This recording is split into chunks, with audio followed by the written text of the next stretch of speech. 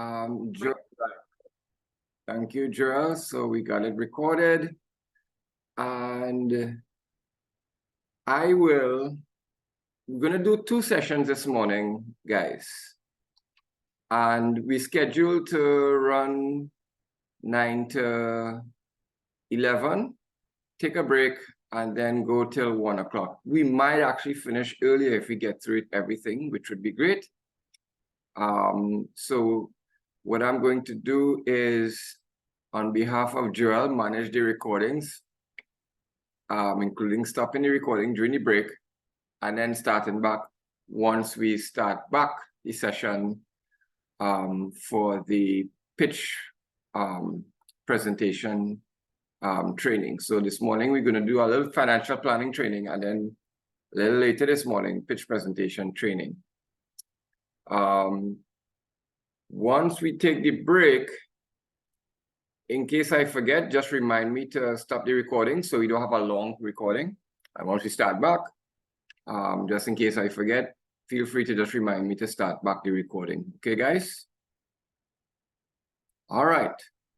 How is everyone this morning? I know it's Saturday and probably there's other things you'd like to do, but this is, I think, something that would help in your design of your project. It's a really important segment, the financial analysis component, as well as how do you pitch, strategies for doing a good pitch.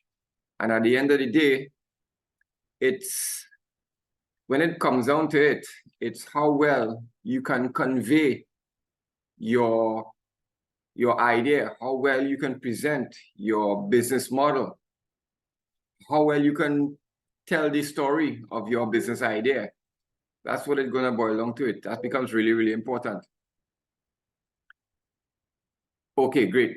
Thanks, Joel. Got that. All right. So I want to share what you're going to be assessed on. I'm going to go through the pitch valuation rubric, pitch presentation rubric with you. See if I get that up and running. And I'm going to give this to Joel as well so that he can put it in the same resources section that you have to check the presentations, right? So everybody's seeing the screen now. This is a pitch presentation guide. This is what you're going to be asked to do. For this competition, you have to come up with an idea. You have to define it. You have to refine it. You have to do your stress test, etc. You have to then present the idea in front of a panel. First of all, you have to design your pitch deck and submit it. And there's about 26 of you. So once you submit your pitch deck on PowerPoint, 6 of you is going to be selected to come to the actual live pitch. You are going to be the finalists. And we don't know who those are going to be as yet. It's going to depend on how well you design your pitch deck. So I'm just going to outline how that looks now before I go into the financials and the other stuff. As you can see here, the pitch deck is going to be 20 slides. You're going to be allowed 20 slides using PowerPoint presentation. You're going to develop that. When you finish developing your slides, you're going to then send it to the entrepreneurship unit email. Just email it to us. PDF it first. So when you finish your PowerPoint presentation, you've developed it, save it as a PDF. Everybody got that? Save it as a PDF. And that way you can email it without taking up too much space in trying to send a very large document, which PowerPoints tend to be. PowerPoints tend to take up a large space. When you try to email that, you find that you're having difficulties. If you PDF the document, it's a lot easier for you to send it, and it's a lot easier for us to go through as well. Okay, so PDF the document, check it over before you send it. Sometimes when you design something on PowerPoint, and then you save it as a PDF, some of your layout features might change, especially if you have some sort of like animations or anything like that. Don't try to put in animations. and fancy, you know, video too much in your PowerPoint. Just use pictures. Just use words, pictures, bullet points, etc. If you try to put in too many other things and you have to PDF it, it's not going to be able to come through. If you make it to the final 6, you're one of the top 6 that are selected, you will have the luxury of presenting your pitch in front of the judges using all of the animation and video if you want, so long as you stay within the time frame. Okay, everybody is okay with that? Everybody understand? Those are the rules. Okay, so the pitch deck, these are the recommended. This is what is going to be, we're going to assess. The judges going to listen to, well, who's the team? Doesn't matter if you are a one-man show or one-woman show, that's okay. It's just a brief introduction about either you or your team. And what is your skill and experience, right? What led you to come up with this idea? What experiences and skills do you have, right? And that part of the pitch is worth 5%. You will then want to start talking about, well, what is the market opportunity / problem area that you've identified? In other words, what's the problem or market gap? So that's, you see, number 2. Now, that's a big one. That's an important one. We want to understand, well, what's that about? And somewhere in there, you may want to describe how you determine this market gap. You would have maybe done some research, some form of stress testing, or careful observation, or conversations with key informants. You would have spoken to maybe somebody in a potential customer or potential market business leader who've given you some advice. So substantiating your market strategy, as we will look for in section 2 here, substantiating that with information about what research you would have conducted would be important as well. So, but this section really covers a description of the problem area, market gap, market opportunity, etc. Who is the target segment, whether it is a, consumers, individual consumers, or business, B2B business sector that you're targeting. And what's the scale of the opportunity? You should describe that. That section is worth 15%, as you can see, which means you want to spend a little time talking about that. Remember, overall, you're only going to have 15 minutes to present, right? I'm going to just put that in here. Let me type it in one time here. You will have, I'll put it here. You will be allowed 15 minutes to present if you are a finalist, plus 5 minutes question and answers. So that's what's going to happen. If you're a finalist and you get to come to the final presentation and your name is called up, then you will be given 15 minutes to present your pitch presentation and 5 minutes questions. Right? So you have to know how much time to spend on each one. Number 3, you're going to then talk about, well, what is the innovative solution or business idea? So having spoken about the market opportunity or problem area in section 2, you then want to then start talking about, well, what is your solution to that problem area? What is your innovative idea? What did you come up with?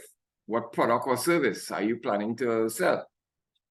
And just like how we learned to define your value proposition, you got to define it, conceptual description, and then some detailed description of what are the unique features and the advantage / benefits that are derived from those features. That description, you want to take some time on that because that's worth 15 minutes. 15%, sorry. Number 4, well, how would you market this idea? How would you market this product and service? What is your market / market entry / development strategy? Where would you sell? who would you sell it to, and how would you get to that market? In other words, you're really talking about, well, who you're targeting and what's the distribution strategy. That's basically what that is. How will you get this product? What store, what channel, what distribution, what transport, what method, online, live? What's your process to get it to customers and present it so that they have access to it? You may also want to talk about any sort of promotion strategy inside there to not just place the product, but also advertise and promote the product, right? So you want to call it distribution, include your advertising strategy. Okay. All right. Number 5, which is also 15%, is a description of the implementation plan. Now, as you remember, on one side of your business model canvas is your marketing strategy, and the other side is your operational strategy, which is your implementation plan. To do a good job at this section, I'm recommending that you do one slide with a presentation of your business model canvas, and then follow up with maybe 1 or 2 other slides with a description of the key activities and key resources that you're going to engage to deliver the business model that you've designed. So that's how you'd want to describe your implementation plan. You should use a business model canvas slide, and then you should have possibly 1, maybe 2 slides speaking about how you would actually activate that business model canvas, including, in particular, the key activities that needs to be done and the key resources that drives those activities. And of course, any partners, any associated partners that you may want to connect with, whether tactical partners or strategic partners, to help this, helping this business idea achieve success. So that's also worth 15%. Next is another big one. This is your financial viability assessment. This is where you now determine, well, is this project potentially profitable? Is it potentially viable? That's what we're going to speak about today. We're going to show you how to assess viability, so you'll know how to present that.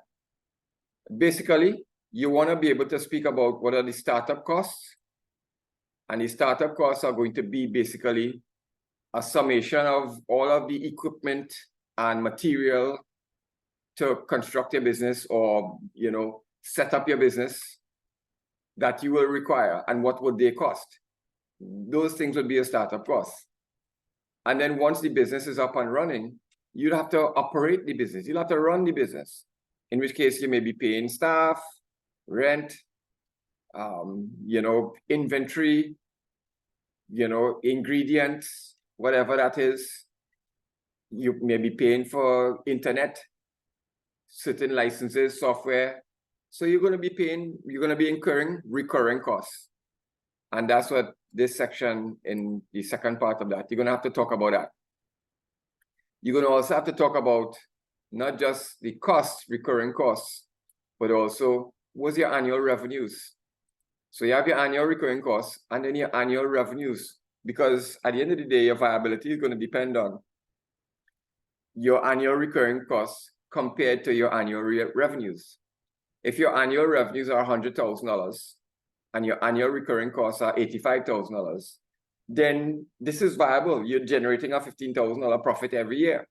Now that's profitable. However, if your annual revenues are $100,000 and your annual recurring costs are $120,000, then that business is going to make a loss of $20,000 every year, right? So you'd want to sort of indicate what are these sort of costs versus revenues for this business. And those things should be realistic and defensible. In other words, when you start presenting figures to your judges, they may ask, please explain how you arrive at those costs, or please explain how you arrive at that revenue. So you have to be careful not to just call figures out of the air. You have to use your business model canvas logically to derive your startup costs and your operating costs, and also to derive your revenue streams. That business model canvas will help you to do that. And of course, you should be able to say, having done the financial breakdown, what is the potential profit? You may not be able to say a break-even point, not to worry about this, right? Because I'm not going to try to do a full 12-month plus 5-year forecast training for you this morning. That's a little bit more advanced, right? Some of you may have tried something like that before, may know how to do it. For this pitch, what you're going to have to do is present what the average annual cost and average annual average revenue are going to be. That's it. You're not going to have to break that down into a month by month to show break-even point, or you're not going to have to break that down annually, year 1, year 2, year 3, year 4, to show what year you're going to break even, right? That will require a little bit more extensive training. I will touch on it today, right? But you will most importantly need to give up a simple summary of what the projected estimates for annual cost and annual revenue is for a 1-year snapshot. That's what you're going to have to do. You're also going to have to indicate what are the startup costs in terms of equipment, resources, and capital resources that you're going to have to put in just to get started. That will also be important. And then you will have to simply say, based on our estimates, we believe that a startup operation for this business would cost around XYZ, and looking at the expected revenue streams and the estimated operating costs, we believe that this project has viability. That's all you have to say. But you'll have to defend it, because then the judges could ask, please explain how you arrive at those costs and revenues. That's what they will ask. Sustainability factors. That's number 7. That's worth 10%. That's where you have to describe, well, what's the social or environmental benefits? Why did you invent this? What does it do for society? How does it help? Right? How does it help the environment? And that's not as much as financial, but it's still worth a lot. It's still 10%. So you want to make sure you give that some good consideration, because that's important. What is the actual benefit of this product or service that you've invented? And how does it help society? You want to describe that. Lastly, or just 2 more areas, you want to probably describe, if you had to implement this business from tomorrow, or let's say from January 2024, what roadmap, what process would you now follow to engage resources, start the business, do market development? What is your process, and what are the key milestones and success factors that you would identify that would signal that this is a successful enterprise or a successful innovation? So you'd want to discuss that. That's worth 5%. And then lastly, you should have a final slide that is basically your proposal statement that says, based on what we've just presented, we believe that a project like this can be implemented at a cost of XYZ. And should we have an investment opportunity, that's the amount we would be asking for. You say it like that because you're not going to actually speaking to an investor or a financer. You're going to be speaking to a judge. So the judge is not going to give you any money. So it makes no sense asking the judge for money, right? The judge is simply evaluating your proposal. So what you can say is, this is how we believe this project can achieve viability. We believe that this project, if funded of this amount, can be successful. And therefore, if we had an investment opportunity, this is the amount that we would ask for. And you could say it like that. So these are 9 different areas that you have to cover. Now you have to cover this. You have more than 9 slides. You'll have up to 20 slides to present this information. So you have the discretion to design your slide deck. You could decide how many slides you want to use for each section. You can decide what sort of words or pictures or diagrams or graphs or anything like that that you want to put in each slide and in each section, so long as all of these sections are covered. You could even add in a section that we didn't consider here. That would be fine, so long as all of these sections are covered, because you're going to get marks for each one of these sections. If it is not covered in your presentation, so let's say it didn't speak about any sustainability factors, then you don't get 10 marks. You basically shortchange yourself 10 potential marks. Let's say you did not speak about the financial component, the financial analysis, and that's a big one. You would lose basically 15 marks right there. So you want to make sure to design your slides in a way that you have all of these areas adequately covered in a decent presentation format, so that you can speak about it effectively, and the judges who are listening to you and also seeing your slides can get a good sense of what it is you're doing. Okay? So that's the rubric. Teddy Ann, yes, you have a hand up? Hi, sir. Can you just repeat what the proposal request is supposed to be? Oh, yeah. So I'm just saying the proposal request, I'm just wording it, helping you to word it, right? You're presenting to judges. It's going to be either 3 or 5 judges. Those judges may or may not have a finance person as one of the judges. NEDCO may have their CEO or representative as one of their judges, or they may have someone else. But in the capacity of judging your pitch, they are not acting as investors, they are acting as judges. So normally in a pitch, right? So when I go to a pitch to like a finance company with a client or something like that, our last slide is where we ask that finance company for an investment or for capital. And that's our last slide. And we say, and we are therefore asking the company for an investment of $1 million. And usually when you ask for something like that, you then say, and we are offering a 20% share in our company, as, in exchange for that investment of $1 million. So you can say that. Because in this case, you're not speaking to an investor, and no one is going to offer you $1 million. This is a pitch competition where you can, if you win, you get a $15,000 award that can be used to start your business. NEDCO is putting that. And they may want to work with you to develop your business when that time comes. So you are trying to win the competition to get in line for that.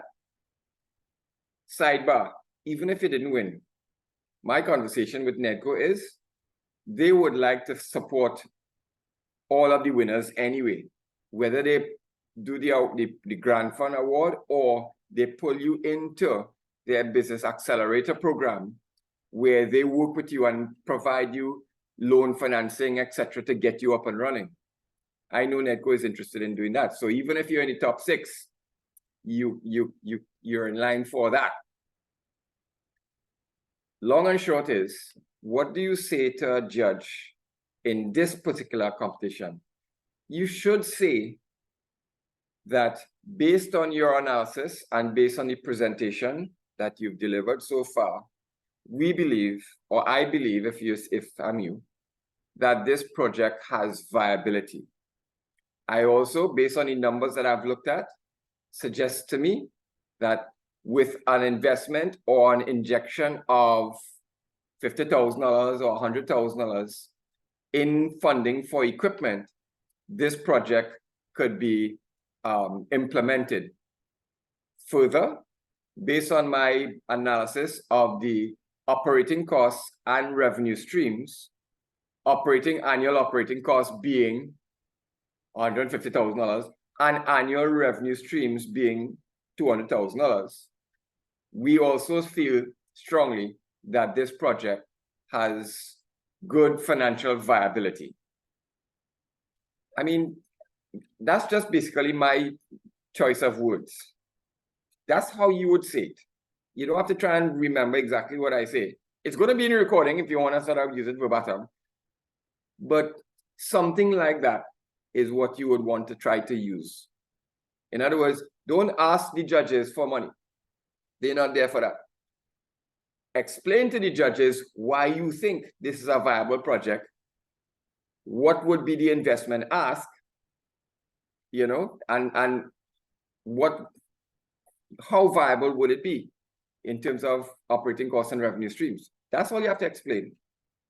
And after that, you thank the judges for their time and you welcome any questions. That's it, right? And, you know, just be yourself and you're going to be fine. Everybody okay with that? So let's look at how you do the financial feasibility analysis. How do you arrive at that? Where does that come from? That's what we're going to do now. Okay. So let me share screen. Financials, feasibility analysis. Go straight to the top.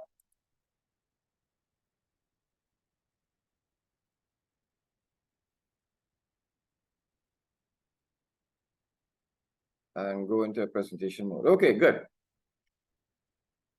So financial planning could get very detailed. I don't want to go into too much details for this pitch competition because we don't need to, right?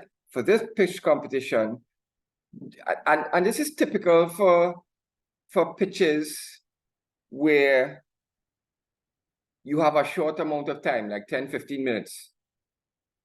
And that usually is the case where you're meeting with maybe an investor or a potential business partner or some potential grant funder.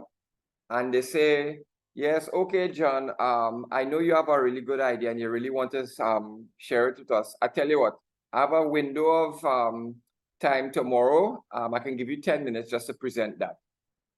That's kind of typically what happens, right? So now you only have 10 minutes. 10 minutes is not a lot of time. You have to talk about the problem area. You got to talk about the solution you came up with. You got to talk about, well, what's the marketing strategy and do you have evidence of that through some market research? You have to talk about how you would implement it, you know, and you have to talk about if you implement it like this, here's the implementation costs. And you also have to talk about what are some of the potential revenue streams. You don't have time to go into much more detail than that. So you only have time to give a certain amount of information. So in a pitch like this, what we're going to do is going to be more than adequate. Now, sometimes you go to a pitch competition and the investment panel, they invite you into their boardroom and they say, let's hear it. And they say that we're going to give you an hour. Now, when you go for a presentation and you have a whole hour of time of the board, you want to be armed with a lot more detail and information, you know. So at that case, you will, you know, would have worked on a detailed financial analysis with month-to-month breakdown in terms of sales costs, operating costs, etc. Break-even analysis, year by year, growth plan, etc. You'd want to have a detailed breakdown on that.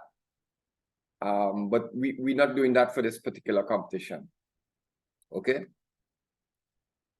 So I'm going to show you how to give a good description of this business in terms of the viability using this financial planning for a short pitch. Then thereafter, I'm going to take a quick break and I'm going to show you how to do a pitch. Okay. One of the things you want to know is that the key things that you want to consider for any business, any entrepreneurship idea, any enterprise that you want to start or innovation that you want to implement, right? What the judges or even an investor want to hear most after all is said and done is whether or not this thing is financially feasible. That's number one, as you see there. That's what they want to know most. Is this thing going to be feasible? In other words, is this going to be profitable? Not that the judges or the investors always want to make profits, you know. They simply want to make sure that they're not making losses. That's what they want to make sure. That, because sometimes they invest in it because of the impact, which is number two, right? But at the end of the day, I can't be an investor investing in a business that has good impact, but making losses. I have to dip into my bank every month and I'm just depleting my reserves. That's not going to be good. And I can't sustain that for too long. So at the end of the day, number one priority for this business or innovation that you come up with is it must be feasible, financially feasible. In other words, the revenue or earnings derived from implementing this idea must be greater than the expenses. So the revenue that I earn must exceed the cost that I incur to run this idea, to run this business. Once that is the case, it's profitable and it's now feasible. You have to prove that. You have to demonstrate that. You have to explain that. That's number one. The second thing that any investor or even banks these days, because I know that, you know, just me working with Republic Bank on a couple of project ideas and stuff. That's what they talk about. Yes, they want it to be feasible, but at the end of the day, they also want it to be impactful. In other words, what's the impact? How does it affect society, meaning people, communities? How does it affect the real lives, the day-to-day lives of people in terms of, you know, their standard of living, access to healthcare, access to, you know, clean carbon neutral energy, you know, all the different things that is required for a healthy society to operate within, right? Education, you know, healthcare, safety, housing, access to basic amenities, water, food, etc. How does this project do that? And what about the environment? The soil, the water, the plants, the animals, the air quality, river water, you know, marine life. You know, how does this product that you've invented impact those things? Now, I'll tell you this. These days, investors, they don't just want to have passive impact. In other words, you're operating a business and it's not doing any harm to anybody. That's good. They want more than that. They don't want it to just not do any harm to anybody. They want it to actually help people and environment. What is it doing to help improve people's lives, standard of living, level of health, safety, amenities, happiness? What is it doing? What about the environment? How is it improving the environment? In what way? You know, are you helping to reduce carbon footprints, recycle plastics, you know, conserve, you know, pollution to the environment? What does your idea do for that? So you should be able to speak at some level about the impact of your idea as well. So you want to think carefully about that. So when we talk about whether something is sustainable and feasible, you're looking at financial feasibility, but you're also looking at impact. Okay, guys? Okay. And just here's our good old business model canvas. It's at the heart of everything, as we keep saying. The business model canvas, everything starts with your business model. And even before your business model, it starts with your value proposition canvas and the research that you have to do with your value proposition canvas. And having done the research, you now realize how to operationalize your idea. And the operational plan is basically your business model canvas. This is how you would do it. So financial analysis starts with your business model canvas. It starts there. You have to get to a point where you now have a business model canvas. Then you can start your financial analysis because it's dependent. And just like how we mentioned earlier, on one side is all of your marketing stuff. That includes your value proposition, customer segment, advertising strategy, distribution strategy, and those things create revenue. The revenue that you're going to get from your marketing activity is basically going to be dependent on, well, what do you sell? Have you defined it? What's the unit price that you sell it at? And how many units can you sell per month and per year? That's what revenue streams is. If I sell widgets at $10 a widget, and I could sell 100 widgets every month, that's $1,000. That works out to be $12,000 a year. That's my revenue streams. That's the basics of how you analyze revenue streams. What you sell, what's the price, how many you can sell. Now, people get a little tied up on the how many you could sell part. How many you can sell depends on two things there, guys. It depends on how many you could make and how many customers want. So how many you sell is not basically how much you could make. It's how much you could make plus how much customers want. Right? Or vice versa. It's not just how many you could sell is based on how many customers want. So you can't say, well, we have 1.3 million people in Trinidad and Tobago and everybody would love these widgets. So we can sell, therefore, 1.3 million of these widgets at $100 for one. So we're going to make, right, $130 million. Well, it's not so easy. It's not just how many people want it. It's now also how much you could make. Because you will have a limit within your small kitchen factory as to how much you can actually produce of these widgets, right? So it's how much you can make, whether it is a service or a product. Service is the same thing. You could only deliver if your services is car washing and you have one car washing bay. You could only wash so many cars per day, right? Because it takes time to wash a car. It takes maybe an hour to wash a car, fully buff, shine, emerald, interior, everything. Let me just say, and you're working for 8 hours a day, you gotta go and sleep. So you can only wash 8 cars a day. There's no way you can wash more. Your space has a limit. So how much car wash services can you make?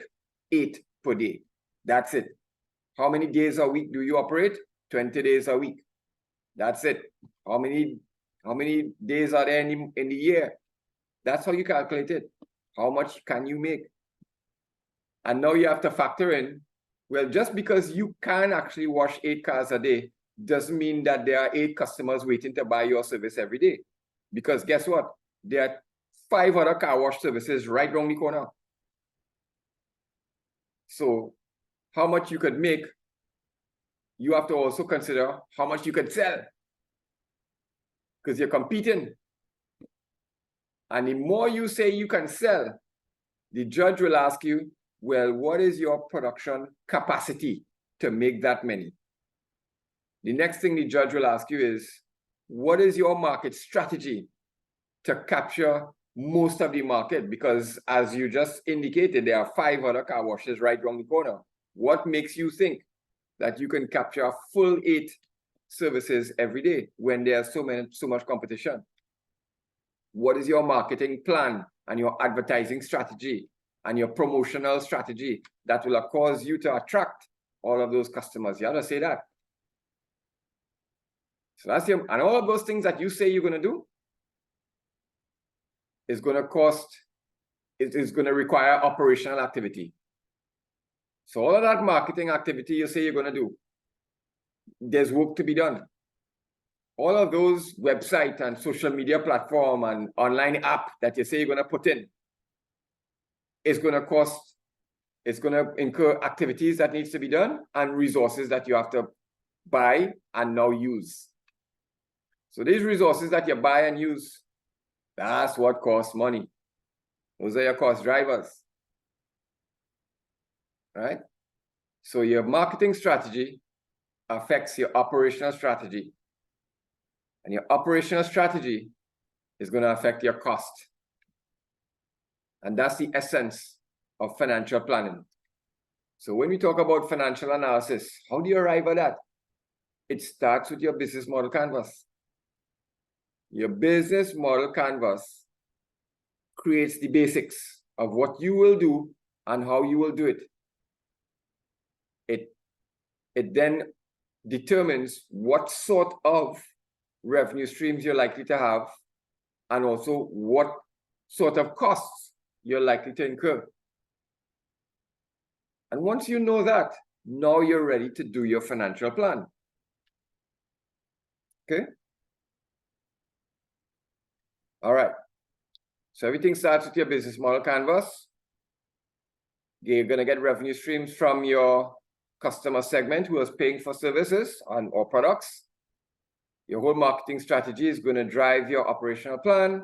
And of course, your operational plan is going to drive your costs. That's basically the formula for coming up with financial feasibility. Okay. So the way you can do your financial analysis, when I do a business model canvas, that section down below where it says cost drivers and revenue streams, you can do a table for it, right? When you're actually presenting your canvas, your business canvas, you don't have to put a table like where you see I put a table inside cost drivers and a table in cost revenue stream. You just have to sort of list it. These are my startup costs, this is what it'll be. These are my recurring costs, this is what it'll be, etc., etc. But you should have a slide below that uses a table that explains it in a little bit more detail. You should have a slide below your business model canvas that kind of gives a little bit more detail on your startup costs and your recurring costs. What I'm showing you on this slide is where those tables sort of apply. So in your cost drivers, you will have a table that will have, if you look in your cost drivers table that I'm showing you there, it has startup costs. And below that, it will have all of the startup costs, the food processor, the table you have to buy, the air conditioner you have to put in, the computer you have to set up. All of those are startup costs. And then you'll have a total startup cost. Underneath that, you'll have another heading in your table that might be recurring costs. And that is all of the operating costs that you have to now incur on every month and every year. That would be things like rent, wages, marketing, transportation, internet bill, light bill, software license if you have to license some software or something like that. There's going to be a list of recurring costs that you would most likely incur to run your business. And that's important because telling the judges about your business idea and, how nicely designed it is and who you would market it to, that's only half the battle. The judges and even investors, I mean, they may be impressed with a nice, innovative business idea that is a really good problem solve. It's a really great solution to some issue. That's good. They'll give you points for that. But at the end of the day, they're going to want to know, well, what's this thing going to cost? We're going to really cost to run this idea. Because that's what it boils down to. When it boils down to brass tacks, the idea is only as good as it can be implemented in a sustainable, financially viable way. That's what it's going to boil down to. Everybody has good ideas, but it's going to come down to how effective this idea is. And the structure of the business model, how effectively you've designed, not just the idea, but how effectively you've designed the business model to implement this idea in a financially viable way. So you're going to look at startup costs to start with. I want to know, well, how much money are we talking about just to get this thing up and running? Then we're going to look at recurring costs. And that is also important. I want to know, well, how much expenses we're going to incur every month and every year just to run this operation. How expensive is this going to be? And those costs have to now be compared, especially the recurring costs. Those only makes sense when you compare it to your revenue streams. That's what your recurring costs are compared to your revenue streams. That's primarily what you do with your recurring costs. You check it against your revenue streams. You want to know if my estimated revenues annual going to be greater than my estimated operating costs, recurring costs annually, right? You can't compare annual with month. So it has to be annual versus annual, month versus month. So if you come up with annual revenue streams, you have to be talking about annual recurring costs. And you want to know, and you want to balance those things out and see if this is going to derive a positive return. So it's basically a product or services sales per year, as you see the revenue stream table, and total sales per year. What is that? So if you know something is potentially viable, one second, guys. Let me just take this call very quickly. Yep. Okay. 1 second, guys. Joel, we could. Thank you very much, Joel. All right. So yeah, you have to compare the revenue streams with your recurring costs. Now that gives you a sense of, is my operation feasible? We want to know that. But I could have a feasible operation and still not invest, because the startup costs are too prohibitive. It's just too, the magnitude is just too large. There's just no way I can get the $5 million that is needed to run a business where I'm only getting $300 profit every year. I'm not going to do that. I'm not going to invest $5 million just to make $300 profit a year.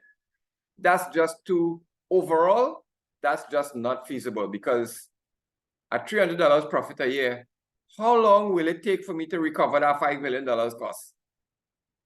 Forever, right? So it just makes no sense. So it's really a comparison of your recurring costs and revenue streams to give you your operating viability, your profitability. And then you compare that profitability with your startup costs. Because if my startup cost is, let's say, $600,000, let's say, and my profitability is $100,000 a year, then technically I could recover that $600,000 in 3 years. Now that's not a bad prospect. It's $600,000 to invest, right? I'm making $100,000 per year, right? 3 to 6 years, I can recover that. Okay. So once my profitability is going to allow me to recover my investment in a short space of time, anywhere between 3, 4, 5, maybe up to 6 years, that is kind of feasible. Investors look at that. They look to see how long it will take at this level of profit to recover an investment ask. Okay, so that's what they look for. They look at that. So when you sort of get that information, this is how you would sort of discuss and describe the viability. Somebody was asking a question. Total row in the total cost says it is necessary. Let me just understand the question. Total row in the cost drivers.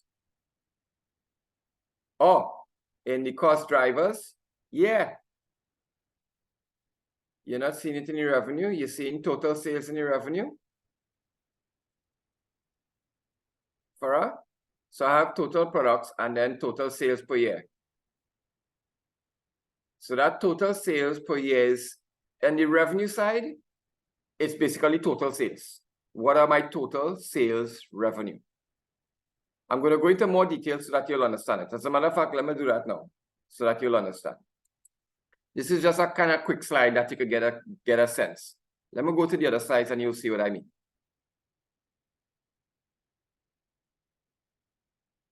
Okay. So I said to you that I have a business model canvas template. Joel, remind me sometime later, maybe in Monday or something like that, to give you a copy of this if you don't have it, so that they could put it in the students. On the website, I believe. Yeah, if it's not there, we could put that there. Yeah. All right. Yeah, thanks. Now, students, you don't have to use this. I use this because it kind of gives you a good sense of what to put in a business model canvas, how to frame it.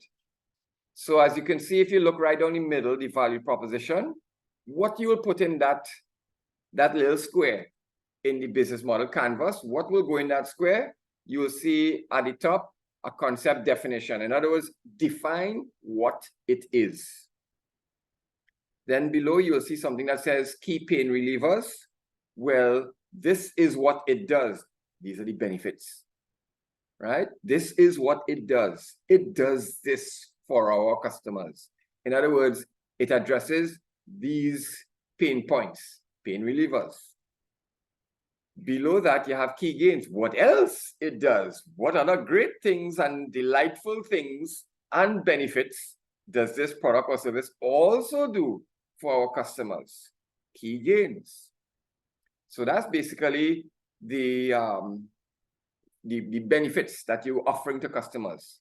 And below that, in that same little square, you have key technology or innovative features. That's the features.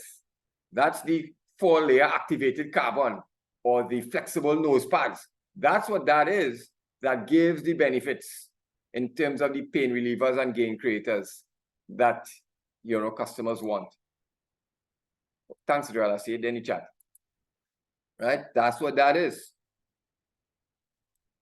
So that's, and for each section of the business model canvas, I've sort of broken out with little headings and bullet points as to what sort of things you'd want to put in that business model canvas. And this business model canvas is just the top part. The other part below is the cost drivers and revenue streams. So I had to put it on 2 pages to allow it to fit properly, right? And students in my classes sometimes use this template to develop their business model canvas. And you can use it too. But I'm saying some of you may want to come up with a little bit more of a stylish looking business model canvas. That's up to you, right? The most important part is you get the information on that slide in a clear, visible way, so that when you put it up on the screen or when you submit your slide deck, the judge can see it. So you're going to have to do a proper layout of that business model canvas, so that they can see it. Don't try to cram everything into a business model canvas. Put just enough information in bullet points. You're not meant to put in like a whole story and a paragraph in your business model canvas. Just put bullet points, right? Mainly, you also want to, in your biz canvas down below where it says cost drivers and revenue streams, you may have up to 12 startup costs, as I've put in here, but you may have 2 or 5 or 7. It doesn't have to be 12. I just put in 12 spaces in case some persons have that many, right? You can also add 13, 14, 15 spaces for startup costs, and then go to the recurring costs down below and subtract, so you don't have 12, maybe you only have 7 or 8. It's on Word, and it uses the Microsoft Word tools and processes, so you can easily add or subtract segments of a table once you're familiar with Microsoft Word. It's very easy to do, right? But when it comes time to describing your project feasibility, this section, cost drivers and revenue streams, is really important, because as Farah was asking, do we put in costs? How do we put in costs? There's 3 sets of total costs you want to have. You want to have a total startup cost, which is the top left corner of this page, main startup cost, and it goes up to 12, 1, 2, 3, 4, 5, 6, 7, 8, etc., etc. And then you have a total startup cost. That's equipment, etc., right? Down below the bottom left side of this page, you will see main recurring annual costs. And again, it could be rent, electricity, wages, transportation, internet. It could be a list of things that you have to spend on every month. Recurring cost means every month or every year. It's not something you just buy once. Equipment you buy once. Recurring expenses, you gotta pay that every month or every year. Mostly people pay bills every month. They pay wages every month. They pay utility bills every month, except for TNTech, which is every 2 months. You could just prorate that. You pay rent every month, etc., etc. So you incur, those are your recurring costs, and you gotta list those things and see what it comes up to, you know, as a total cost for the year. And that bottom left section is what you're gonna compare with the top right section, which is your annual revenue streams, which is your annual total revenue. So I want to know what is your total estimated annual revenue, and it's going to be made up of every product that you sell. Your main products, right? If you also sell, I don't know, pencil sharpeners at 25 cents a one, and that's a minor part of your sales revenue, then you don't need to include it, right? It's the main revenue streams, the main flagship products or flagship products and services that you sell that the judge is really going to be interested in. That's your innovation. The big innovation that you coming out there with, that's what they want to hear. And they want to know, well, what's the price of it? How many can you sell every month? How many can you manufacture and how many do customers want? Which will equate to how many you can sell. And that will give you your estimated sales revenue for that product for the year. If you have another product that is slightly different, maybe a flagship 2 product, then you do the same for that. What is it? How much for one? How many can you sell? How many of those can be sold in a year? And that goes in the second side of that table up on the top right. And then you total up all of those things, and then you get down below there the total estimated revenue stream, right? And then there's a little kind of box just below that that says, what's the investment amount and is the business profitable? Well, here's how you would want to analyze that. The investment amount is really, well, what is your startup cost? Right? That's what it boils down to. What is the startup cost here for all that equipment you have to buy? It may be $200,000, $300,000, or $400,000. So you want to say that. So it's $400,000. Is the business profitable? Yes. How profitable? This business can generate, I don't know, $50,000 profits every year. Let's say that. Your investment is $400,000. At $50,000, it's going to take you 8 years to recover that investment if you put all of your profits back into recovering that investment. So that's how a judge, and that's how investors determine whether or not to invest. They look at everything in your business model canvas, your value proposition, your market strategy. They look at all that. But what it boils down to is, what's the investment amount to start this thing? And how profitable is this? And therefore, how long it will take if I'm the investor to get back my money? They're going to work that out. So that's what you can say in that little square. Or if you have a next slide, if you want to use another slide to describe the business financial viability. When we say business financial viability, that's what we mean. Is it profitable? What's the investment? And how long it is likely to take to recover that investment. That's what financial viability is, guys. Now remember my first slide, I said investors also want to know, well, what's the impact? So if you see a little box down below where it says social, community, and environmental benefit. Again, this template I usually use for students in my class who have to do an entrepreneurship presentation and they have to present a biz canvas. And so this slide is designed for them so that they know how to put together a biz canvas. you're going to get it so that you can use it if you want. We're not saying you have to use it, but it's a good guide as to the kind of things you want to talk about. You basically have to do one slide that shows your business model canvas. And then you need about 2, 3, or maybe 4 other slides that sort of describes the key components of your business model canvas, especially the key activities and resources, especially the financial feasibility analysis, and especially the social, community, and environmental benefit, the impact of those groups. Okay?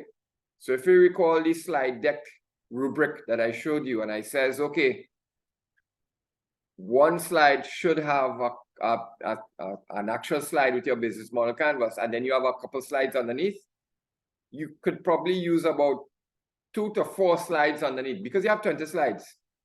You should use about 2 to slides underneath to describe, especially the operating strategy, key activities, key resources, the financial analysis, total startup costs, total annual revenue, total annual recurring costs. Is it profitable? What's the payback period? You should have a slide for that.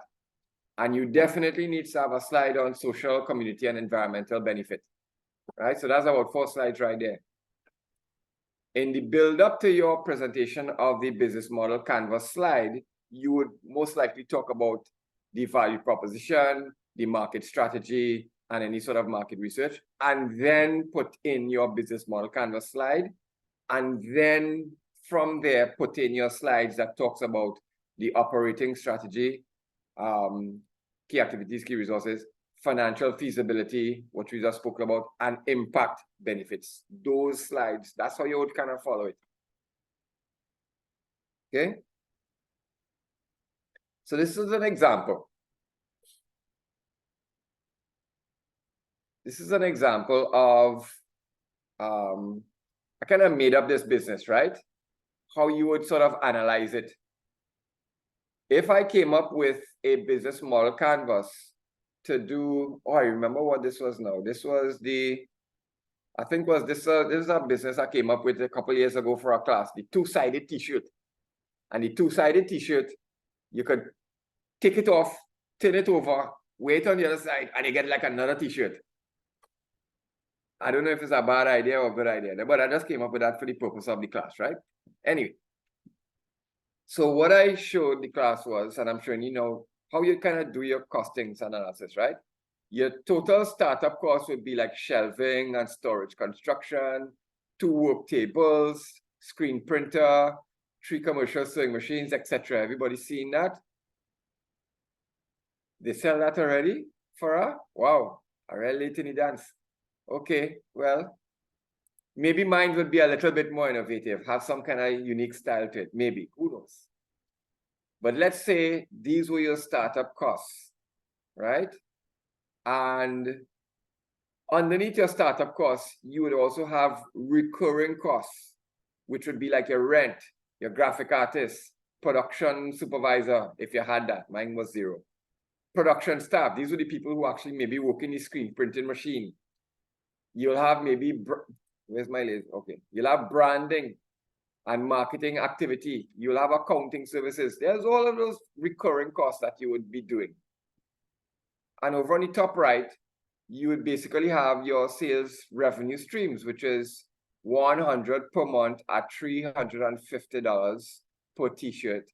So we estimated that we could sell $100 per month, and total revenue therefore would be $35,000. That would be per month, right? You have to work that out per year. The judge could ask you, okay, how did you arrive at $100 per month? Sorry, 100 items sold per month.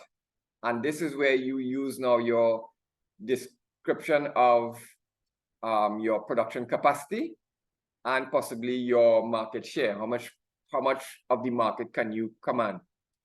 The judge may also ask you, how did you arrive at the $350 price?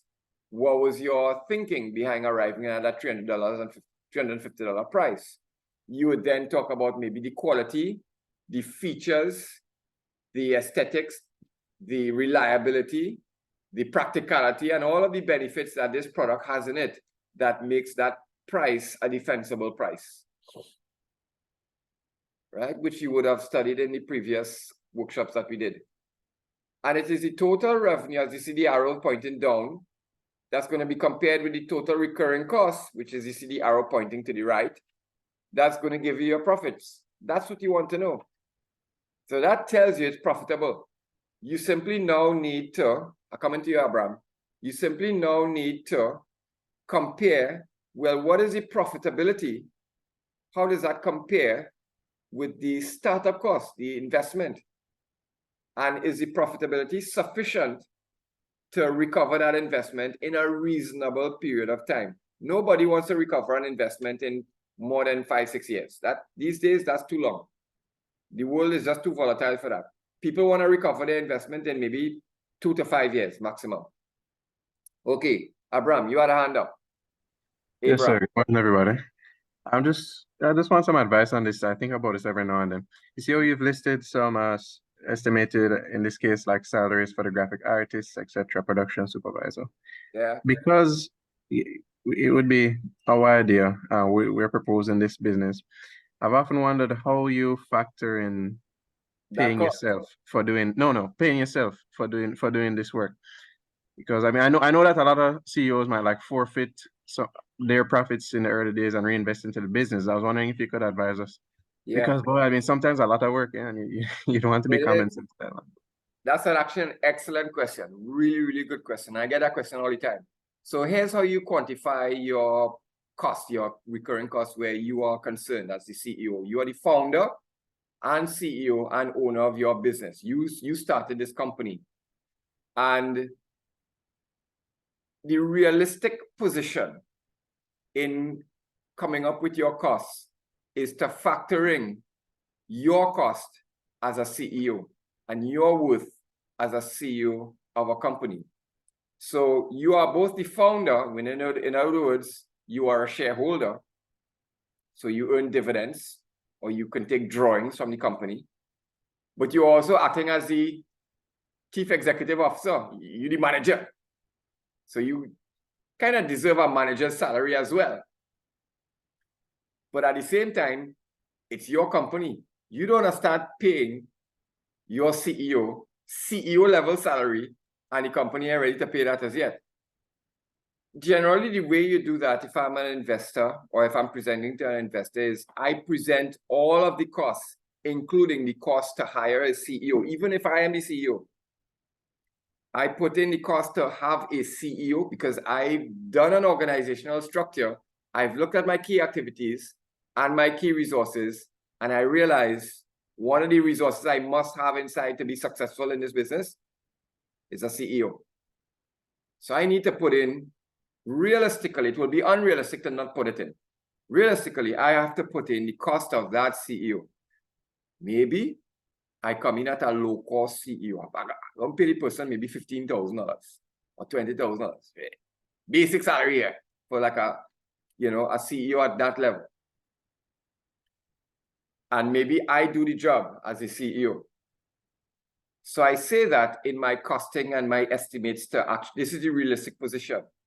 Whether I actually, in reality, pay the CEO, pay myself, is a different story, because I'm also the CEO, so I can also decide, okay, I'm going to defer payments for the first 2 years.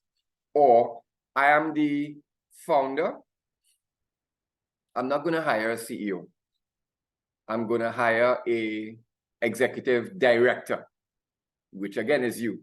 So you are the founder / executive director, and you are also a shareholder. And therefore, you're going to pay yourself dividends, drawings, as opposed to a salary. And you've decided that no shareholder, including yourself, is going to earn drawings until the company has achieved this level of profit. So only when the company starts breaking even and starts getting this level of profit, then shareholders will start earning dividends and drawings. And you could have a policy for that. No shareholder will earn more than what is their share, if they have a 5% share or 20% share, but no shareholder, that shareholdings will be based on the profits of the business for the year or a percentage of the profits for the business for the year. You can say 100% of the profits from the company is divided up amongst the shareholders in accordance to what is their shareholding. You can also decide at any one time, only 10% of the total profits of the company is divided up amongst the shareholders in accordance to their shareholding. And you've decided that because you want the majority of the profit to be retained in the business for future growth. So in other words, you're keeping the money in the business to grow the business, add more equipment, add more resources, expand your number of branches, etc., etc. That becomes strategic thinking. That becomes long-term strategic thinking. For now, when you're developing a startup business, developing a startup company, and you're the founder, you're not trying to pay yourself when you haven't broken even, when you haven't started making profits. You're not doing that. You're making sacrifice. In other words, you are actually investing in the business by investing your time and your effort and your expertise. You are actually investing. Every time you work, what's the value of your expertise? The value of your work might be $20,000 a month. That accumulates over time, and you may want to recover that at some future date. But you are actually investing in the company, and that's what most founders do. They sacrifice, they put all of that effort and time because in future, they want to then start getting now a return from that. So if you are presenting to an investor and you are asking for investment of capital into a company, then if I were you, I would ask for working capital for a CEO. If I could convince the investors that this company is viable and profitable enough to also hire a CEO right off the bat. Most pitch proposals try to do that, right? They say, well, I have the intellectual property, I've invented, I've founded this company, but to get it up and running, we need to hire a CEO, and that's going to be $300,000 a year. So that's going to be working capital because we're not going to be able to cover that in the first year. So we need investment of money for machines, but we also need investment of money for a CEO for that first year.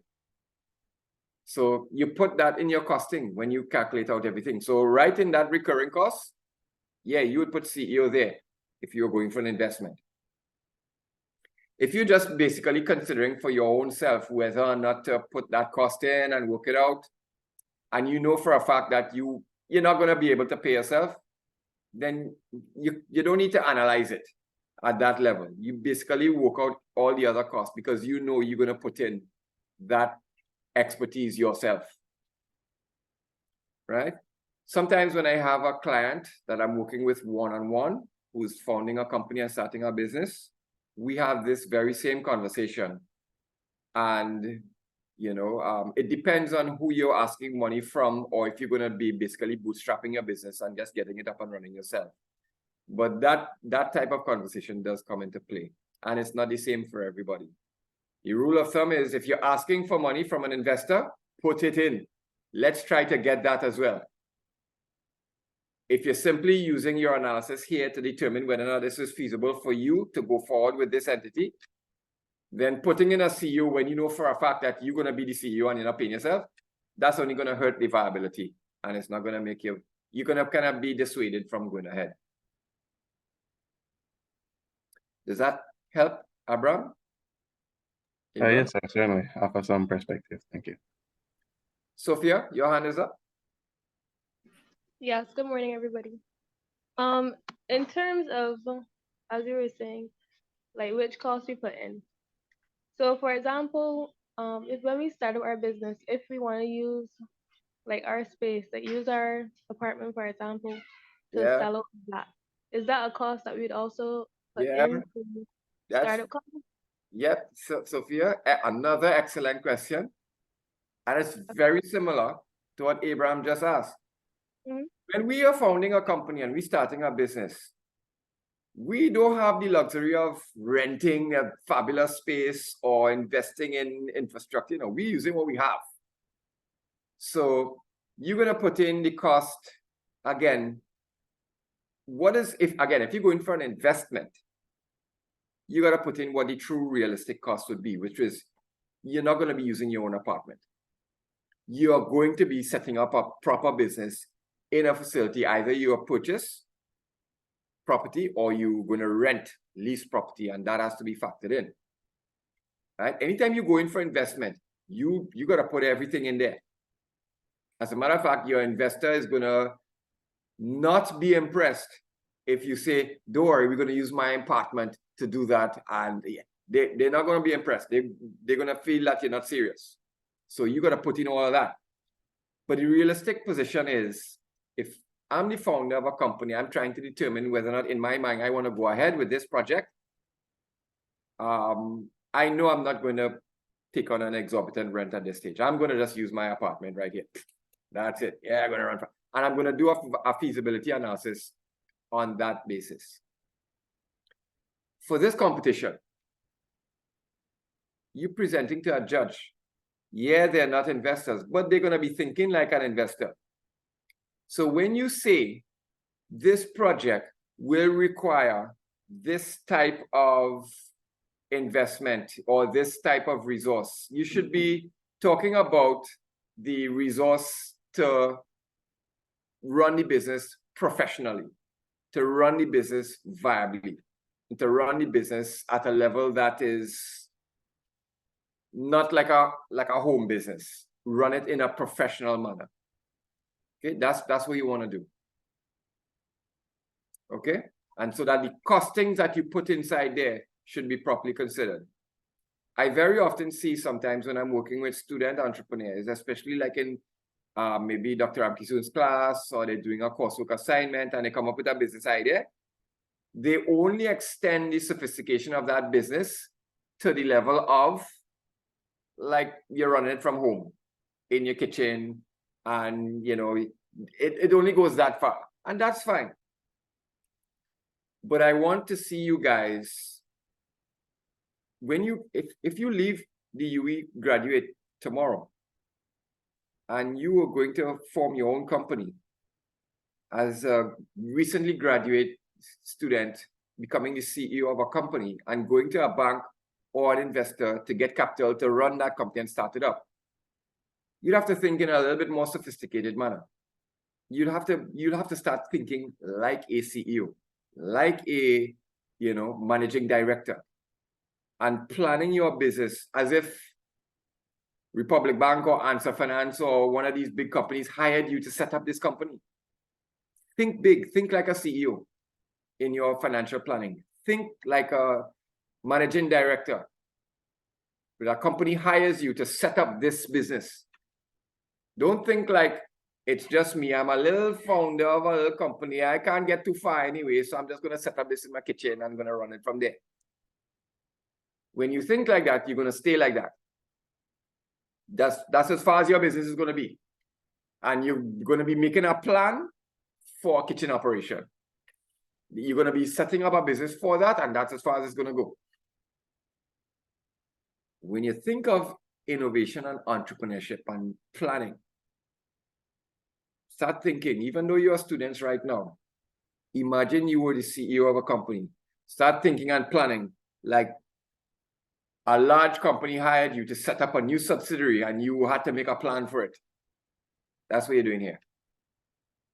That's what the judges want to hear, a certain level of comprehensive analysis there. Right? Everybody okay with that? Yes, thank you. All right. So, something in the chat. Okay, great, Elijah, thanks. So you really want to sort of break out all the different components of your business. And at the end of the day, your feasibility, this is probably the last slide before we take a break. Your feasibility boils down to well, what's the investment amount? And the question is in brackets, is it reasonable? It's only going to be reasonable if I know what the profits and how long will it take that level of profit to pay back that investment? Will it be 1 year, 3 years, 5 years? If it starts going 6 and 7 years, it kind of gets into the realm of, well, that's a little bit far, right? And also, what's the socio-environmental impact? So the figures that goes into your financial analysis, and this is a simplified one, this is all you need to do. The figures that goes in there, that comes from your business model canvas. It comes from your analysis of your marketing activities, marketing strategy, operating activities, you know, operational resources, and what are the costs of those resources? It comes from there. So you have to sort of funnel everything in your strategy into the numbers and then produce the numbers and say how viable this is. Okay? All right, let me pause there. Go talk to this guy who just showed up to do the yard outside.